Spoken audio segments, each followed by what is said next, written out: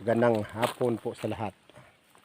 Dito na po yung pinaka trail na area dito sa may Kogo na Eco Park na ito po yung talagang pinamana sa amin guys na area yung Subanin Village. Wala guys, papasukin na po natin guys. Subanin Village. Yan. May mga bahay-bahay dito guys, oh. Ayan. Ayan. Kaya dalabong. Oh guys, oh. Yung isang taga-pamahala dito sa Subanin Village. Siyempre 100% din, Subanin din. Ayan si Tatay. Sa Labok Dugo ito, guys.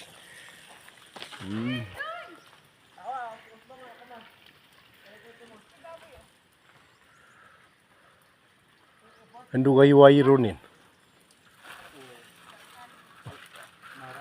Ang nakin. Guys. Ang haba ng Nara tree, oh. Yan, oh. Talagang protected areas po to guys. Kung ditong area na to. 300 plus hectare po. Yan, ito po yung mga cottage ng mga katribo nating Subanin guys. Ayan.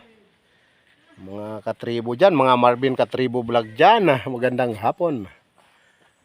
Ayan, ayan po yung bahay natin guys. Yan. Yan. Ito po yung parang yan, ang ganda guys. Tingnan nyo. Pag mapasyal kayo sa Dipolo guys, huwag kayong makalimot na gumala dito sa Eco Park. Sa Kugon Eco Park.